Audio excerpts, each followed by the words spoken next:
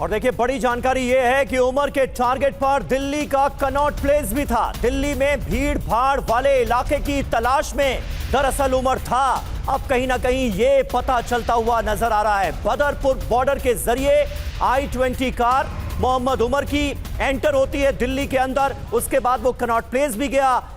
मयूर विहार के CCTV footage खंगालने के बाद यह पता चला कि मयूर विहार इलाके में भी इस कार की मौजूदगी थी।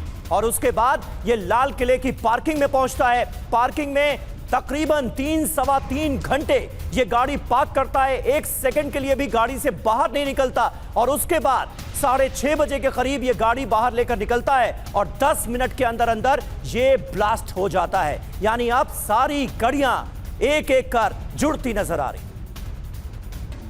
तो आप देखें किस तरह से ये फरीदाबाद से निकलता है, इसके बाद जो बदरपुर बॉर्डर इसके रास्ते से होते हुए कनॉट प्लेस जाना, मयूर विहार में इसी I-20 कार के जरिए जाना। आखिरकार क्या इसकी साजिश थी और क्या वाकई में ये पैनिक करके इसने इस अटैक को, इस धमाके को अंजाम दिया, या फिर इसने पहले ये सुनिश्चित किया, इंश्योर किया भीड़ भाड़ वाली जगह तो टारगेट पर था कनॉट प्लेस, क्योंकि ये कनॉट प्लेस भी गया था गाड़ी को लेकर।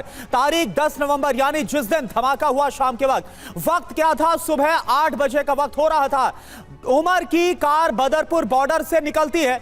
8:13 का वक्त धमाके वाली जो कार है बदरपुर बॉर्डर से दिल्ली में घुसती है। आप देखिए ये टाइम हम आपको लगातार बता रहे हैं, 8:13 था जब ये दिल्ली में एंटर करती है। और इसके बाद दिल्ली के बड़े इलाकों में ये घूमती रही कार। साउथ ईस्ट इलाके में ये कार देखी गई है, स्पॉट की गई। कार की मूवमेंट मयूर विहार में भी नजर आई है, कनॉट प्लेस में इसके बाद ये कार घूमती नजर आई। अब बड़ा सवाल यह है कि उमर किसी बड़े इलाके को टारगेट कर रहा था क्या? उमर को भीड़ भाड़ वाले इलाके की तलाश थी क्या? क्या उमर के निशाने पर कनॉट प्लेस था? कनॉट प्लेस के बाद लाल किला इलाके में उमर गया तो आखिरकार इसके पीछे की वजह क्या थी? और लाल किले वाले इलाके से हमारे संवाददाता पुनीत भी जुड़ रहा है, उनका हम रुख करें। लेकिन इससे पहले मुजम्मिल को लेकर, आतंकी मुजम्मिल को लेकर बड़ी खबर है। आतंकी मुजम्मिल के फोन से बड़ा पर्दाफाश हो रहा है। इस साल कई बार दिल्ली आया था, यह खबर मिल रही है दिल्ली आना धमाके की प्लानिंग का हिस्सा था। और खबर यह भी मिल रही है कि उमर के साथ जो मुजम्मिल है वो साल की शुरुआत भी में गया था जिस जगह पर यह धमाका हुआ। तो क्या वाकई में ये जो धमाका हुआ, और पुनीत इस वक्त हमारे साथ जुड़े, पुनीत जो इनपुट्स मिल रहा और जैसा पता चल रहा आतंकी मुजम्मिल से लेकर जो उमर उन नबी है वो दिल्ली आ चुके थे और इस साल की शुरुआत में भी गए थे और ये जो कार है वो कई जगह स्पॉट की गई। तो वाकई में ये पैनिक में आकर इसने अंजाम दिया था या फिर पूरी प्लानिंग के साथ भीड़ भाड़ वाला जो इलाका है वहां पर इसने एक्सप्लोजन किया?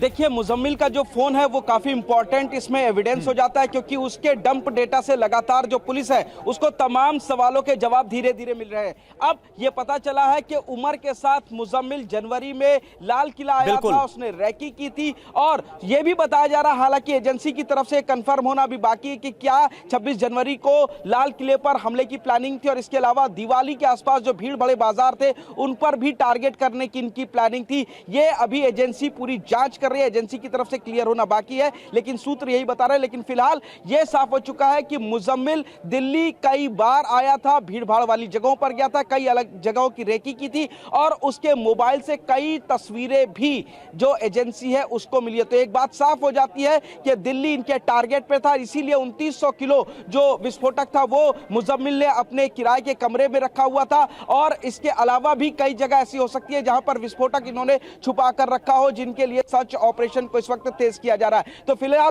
शाहीन शाहिदा ने भी जो खुलासा किया है एजेंसी के सामने वो भी यही है कि वो अदील मुजम्मिल के साथ मिलकर, डॉक्टर उमर के साथ मिलकर के पिछले 2 साल से विस्फोटकों को जमा कर रहे थे और देश के अलग अलग हिस्सों में उनकी हमले की प्लानिंग थी।